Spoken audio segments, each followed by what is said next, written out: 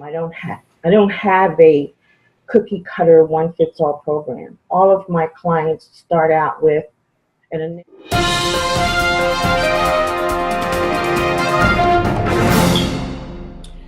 Okay, ladies and gentlemen, welcome to another edition of Keeping America Beautiful.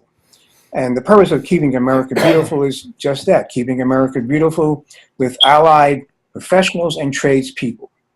Today we have a very interesting guest, Miss Deborah Clark. Deborah's an interesting lady because she is a toastmaster. She's an author. She's a coach. It's hard to tell what she's not, but she's a little bit of everything. Welcome to the show, Deborah. How are you today? Hi, Bill. Thank you for having me. I'm having a great day. Hope you are too. Yes. So tell us, Deborah, are you from New Jersey? Are you a New Yorker? How did you get to New Jersey anyway, in the area? Born and raised in Newark, New Jersey. Okay, and you went to Rutgers, is that right? I took some courses at Rutgers, Bloomfield College, attended Arts High, and graduated from Clifford Scott and East Orange. Oh, wow, you got around. You got Yeah. around. And so tell me, what did you study in college? My professional career was mostly in administrative support, like operations, management, training staff, a lot of experience in meeting preparation, presentations. In Toastmasters, I was an area governor where I visited other meetings and evaluated the meeting processes, trained fellow Toastmaster officers, presented workshops at conferences, all of that. Wow, that's a lot. And so, I noticed that you're a Toastmaster. You have the designation of the DTM. Is that what it is? Yes, the DTM is a Distinguished Toastmaster, which indicates that you have completed several levels that are required by the organization to gain that status, which would include the area governor position, along with having held several officer positions and having completed a specific number of speeches. Oh, okay. Now, how many speeches have you completed? Over 100. Over 100. So, Yeah. so, so I know you have a book out, but without referring to the book, give us the 411. A lot of people, based upon what your book is saying, are afraid of public speaking. Is that why you got involved in this? Well, through I was fortunate in that my Toastmasters participation was a corporate club at my job, which we met at lunch hour, but it was company sponsored. So we had a big advantage in that respect, where they gave us meeting space and supported a lot of our events.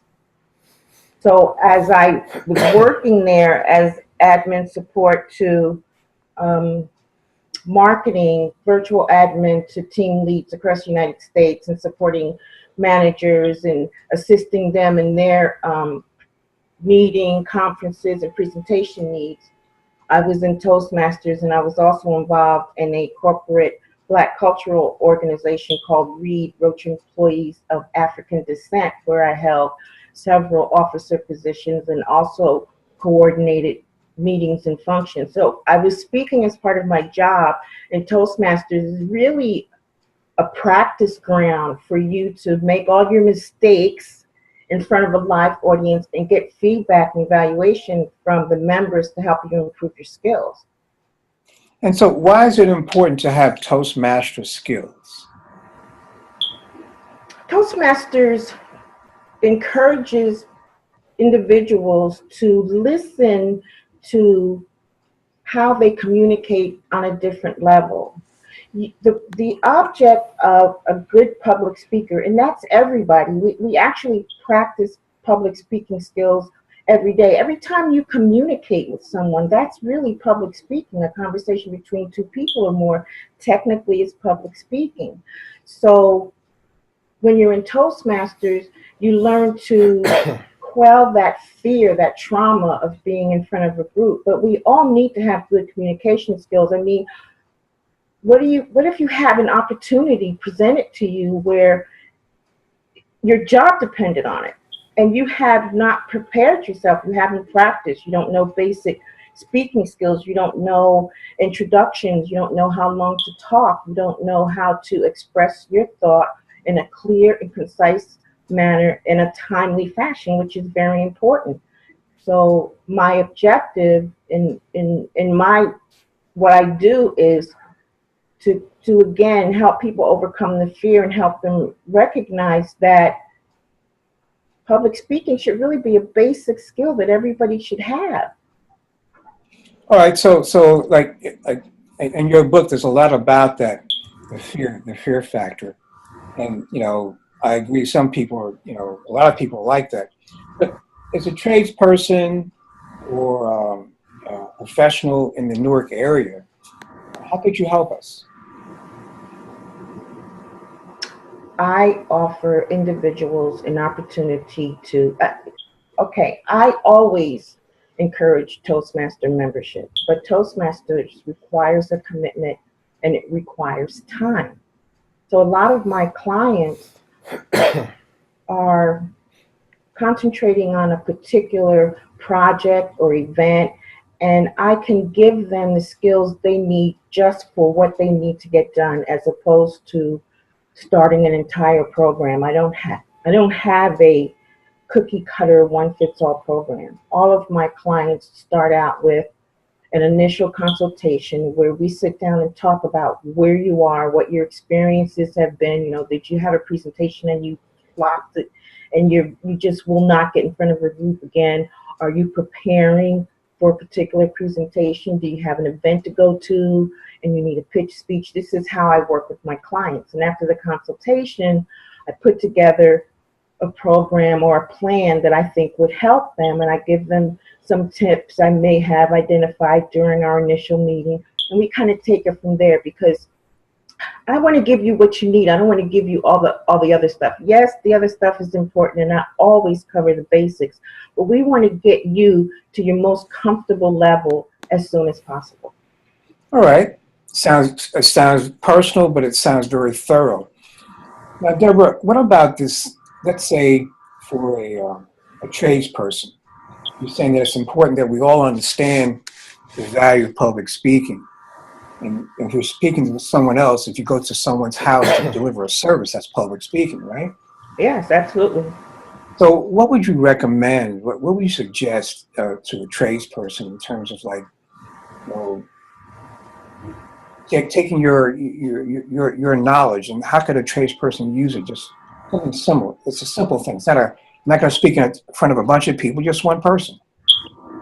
I would have to think that a well-spoken, well-presented tradesperson would absolutely impress any customer, since they may not particularly be looking for that type of presentation from a tradesperson. They would probably assume that they're a tradesperson and they don't really have a lot of concern about how they present or how they speak.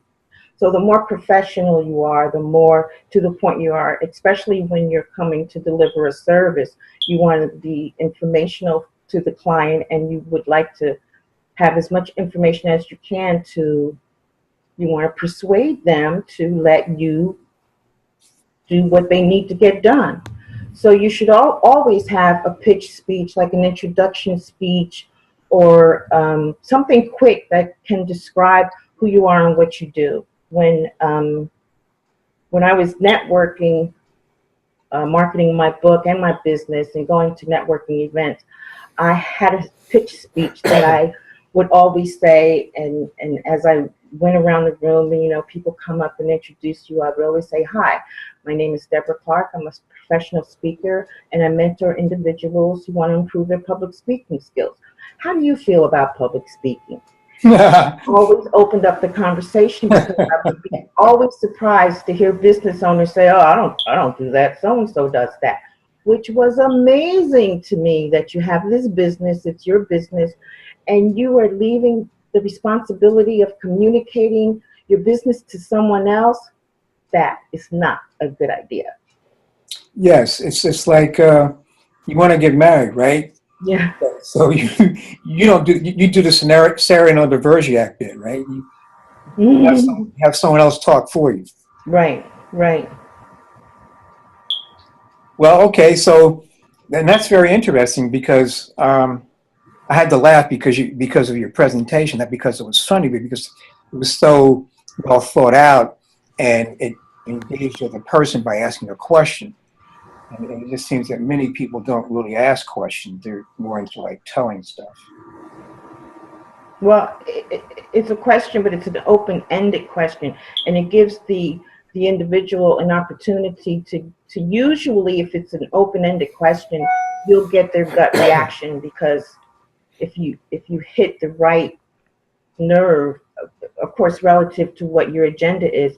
I guess for a tradesman, you might want to ask them if they've had this particular issue addressed by someone else. Did they have a bad experience with it? Is this the first time this thing broke down? And make sure you understand what they're expecting. How do you want this to look when I'm done? Anything like that, I think, for tradespeople might be more appropriate.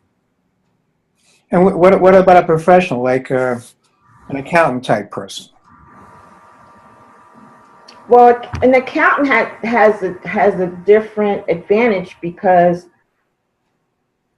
usually when people come to an accountant, they have a specific need. They're usually a little more stressed. So for him, it would be important for him to gain the confidence and make sure that the client is comfortable with them because, that's money and it tends to be very personal. So they would probably want to have a lot of conversation with the person to find out. I would probably concentrate more on where are they in this project? Are they organized? Do they have their paperwork together so that he knows exactly what he's getting into? Oh, great. And before I forget, how can people get in contact with you? So that, because this is really, I'm excited. I said, wow, I got to go get my stuff tightened up. So tell us, how can we get in contact with you? I am on LinkedIn, and I encourage everyone to send me a friend request on LinkedIn, Deborah Clark DTM, or you can always connect with me on alignable.com, where you can meet other professionals in your community. Now, that's alignable.com. And tell us a little bit about that, can you? It's actually a networking site for small businesses in the area where you can participate in community forum discussions where people bring up various topics of problems and situations that they encounter in their businesses. And you can also connect with people that are close to you. You can meet with them physically, go have coffee, and it'll give you an idea of what's available. You might not need that service right then, but you could have a client where you could encompass more services in your actions with the client, because you can refer them to others that could fit another need they have that you might not have any experience in. Now, I looked at your book, and then I think it was you got a glowing review from your sister. Oh yes, thank you. So tell me, how many you have? Any more siblings? I have a sister and a brother. Okay, all right. And so there were three kids in your family? Yes. Oh, wow.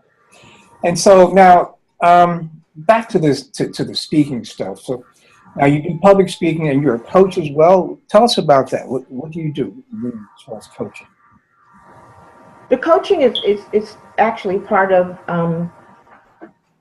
the one-on-one client relationship where, as I mentioned, people will reach out to me and say, I have for example, I had a client that came to me and said a new entrepreneur was just launching his business and he needed to prepare for a pitching event. There very frequently there are events held in New York City, all over, I would imagine, but you are in competition with other entrepreneurs and you have to give a pitch speech. You have a specific allotted amount of time.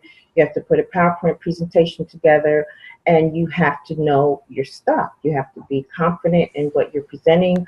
And again, you're trying to persuade investors who are there to support your product. I had another client who was in Brazil. He didn't speak a lot of English, and he needed to go to Google in California because he was one of the finalists again in a pitching type competition where he would be sponsored by Google or and presented on their website. And that was fun to work with him. He knew English, but he wanted to make sure again that he was presenting his ideas clearly and again timely manner. A lot of times when you're speaking, well, you should always have a time or be given a time amount of how long to speak. And if you aren't given a time, you should ask how long you have. Very important. Right. So I didn't know you're international now, right? I have had some international clients. It's the internet. You get people from everywhere. And so now so it's like you're like one of those guys who prepares people for Shark Tank, right? Well, I'm on several online networking groups, so that's how I get a lot of those referrals. So what is, like, let's say, the most, well, let's put it like this way. What was one of the greater challenges you faced in that capacity, and how did you overcome it? I think my biggest challenge was when I was working full-time admin support. I was in Toastmasters, I was in Read, and then, as if I didn't have enough on my plate, I had an opportunity to join Judy Morio, who was a fellow Toastmaster. She works out of Vegas, and she was publishing the first issue of the Life Choices book series. I think there's maybe 6 of them by now. But the first book, they're all 20 or more professionals, and we contribute a chapter in our particular area of expertise. Some of us share life experiences. So I had an opportunity to be part of this project. And right after the book, just when the book was getting published, that's when I got laid off from my job. But again, I was able to combine my professional experience and my Toastmasters experience to start my business. So the timing was good in that sense. And it was when I was actually marketing my book and doing my pitch that the business grew. That's how I got a lot of my clients, more clients for speaking than I did for the book. Oh, okay. So this is the power of the word, right? Absolutely. And so now, is there a particular, let's get back to the presentation. Like when you meet somebody, just, are you automatically in that mode, or is that just reserved for business engagements? In everyday interactions? Yes. No, I'm usually pretty relaxed if I'm not in a business environment. I have a mindset for presentations, but I don't think I'm there all the time. No. Yeah, it would be kind of like stressful, right? Well, you have to have an objective. You have to have,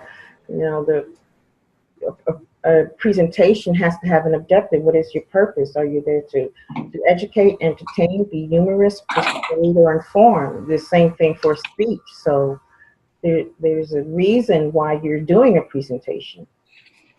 So now, what's the National Speakers Association? That's one of the organizations you're affiliated with? No, I'm not in the National Speakers Association. It's actually a lot of individuals who complete their DTM and Toastmasters and who have, they have a minimum amount of public speaking events that you have to have had in order to qualify for membership. So if you were in Toastmasters, and a lot of people who speak as part of their job, who are trainers or hold a lot of group events, and there's quite a few, if I'm not mistaken, usually join National Speakers. It's like bigger than Toastmasters. It's a level up from Toastmasters. Oh, really? Okay, I didn't know that. But the individuals in NSA are more experienced speakers, I should say. They have done more speeches, and they are ready to. And a lot of them are, they're ready to go to the next level. What's the next level? What does that mean? Where you have more clients and you speak to larger groups, like big conferences. You also train other members with workshops. It's similar to Toastmasters format, but the clientele is more experienced. Oh, I see. Okay, it's a higher grade. Right, right. Once again, before we forget, how can we get in contact with you? Send me a friend request on LinkedIn, Deborah Clark DTM, or connect with me on alignable.com. Okay. So now, here we are. Now, you're with this other organization. Oh, I know. You're a motivational speaker. Is that correct? Well, I am a motivational speaker, but that was really part of my Toastmasters experience. I'm more of a mentor than a motivational speaker, but I have done it. Okay. All right. And it sounds like there's a lot of motivation needed these days, right? Oh, yes, yes. And I see that you're contributing to these wonderful magazines or uplifting articles and things like that. So you're a upbeat person. Thank you. So now tell us, what would you be doing if you weren't doing this? I mean, like, this is the only thing you would be doing in life. If you weren't doing this, how would your life be? Well, that's an interesting question.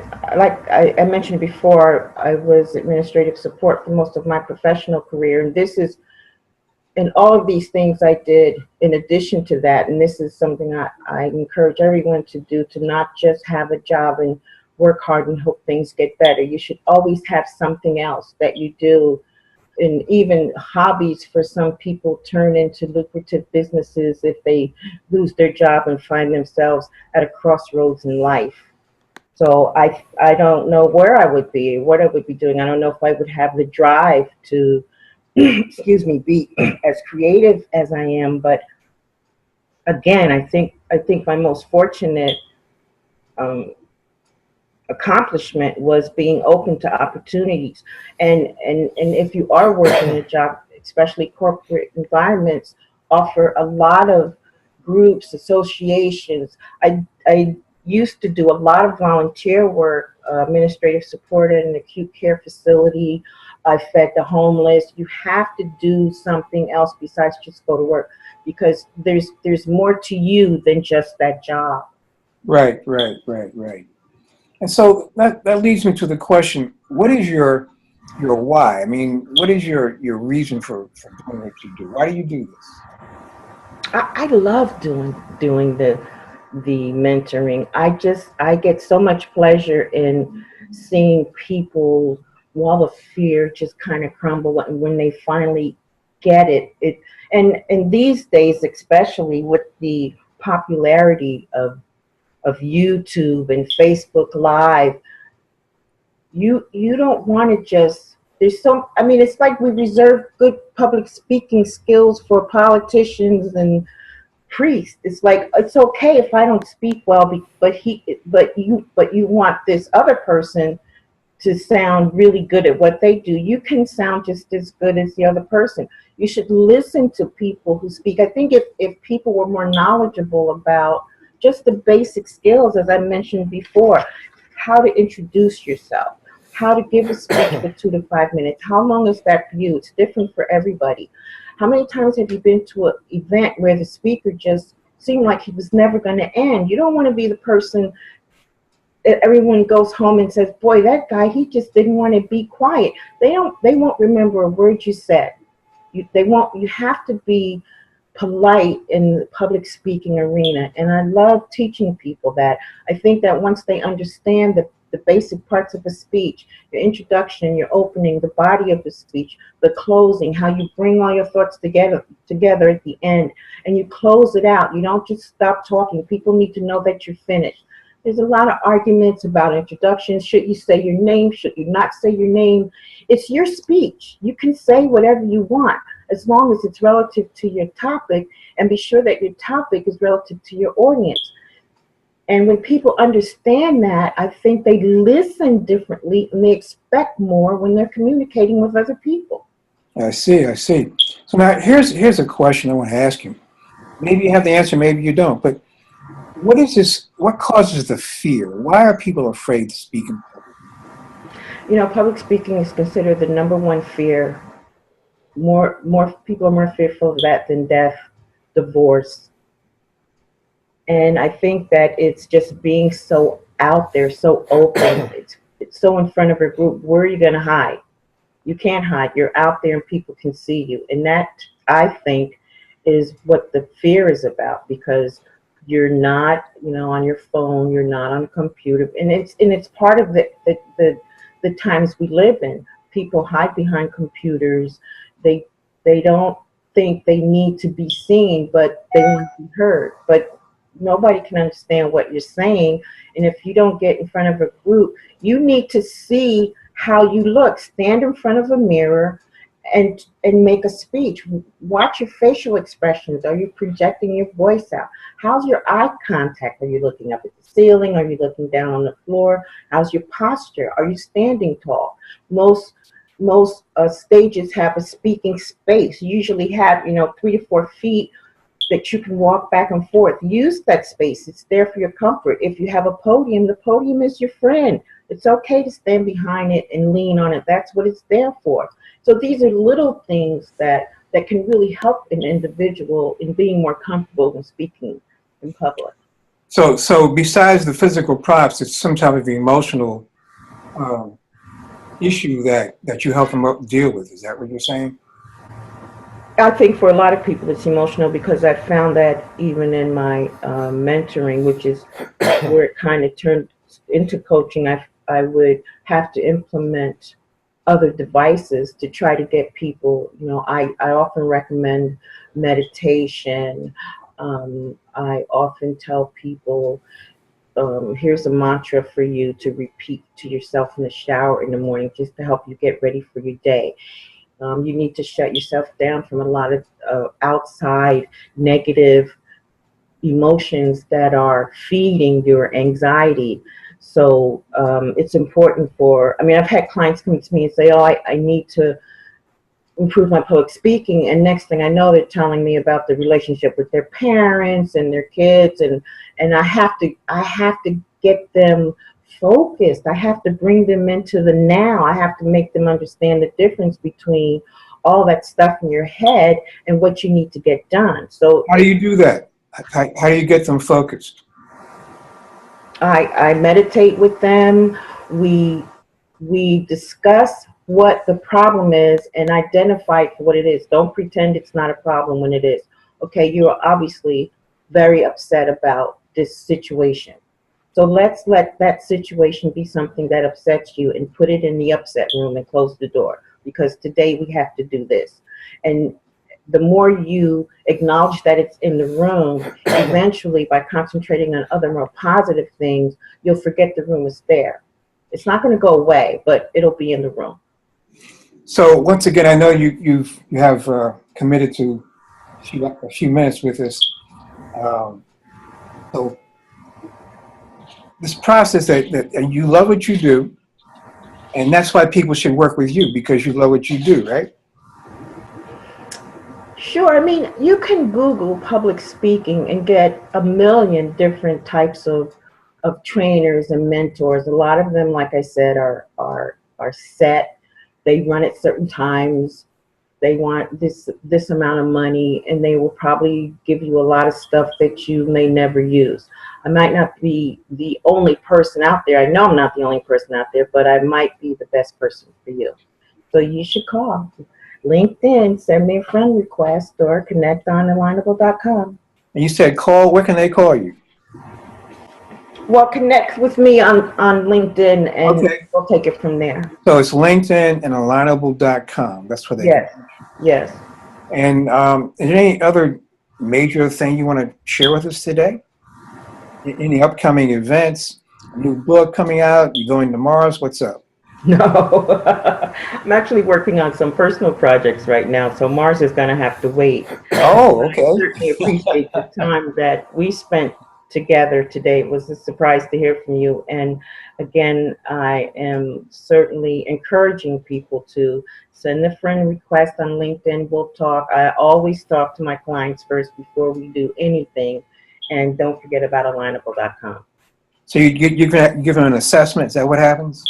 Yeah, well, we talk about where you are in terms of your public speaking experience. Have you spoken before? Um, what happens, the anxiety, how do you feel? I sometimes give people exercises to do before they speak, how you can go in the bathroom and do some breathing exercises before you go out to present. Are you Ah, right. practicing your speech? Do you Now we're getting at it. We're getting into the meditation, the breathing. Ladies and gentlemen, we want to thank Deborah for coming on, Ms. Clark today coming on. She's keeping America beautiful in her own way. She's helping people speak comfortably, overcoming fear. That's what we need in America today, keeping America beautiful. So again, thanks for coming by, and I want to thank you for coming by, and we'll stay in touch, and looking forward to your next book. Thank you, Bill. All right.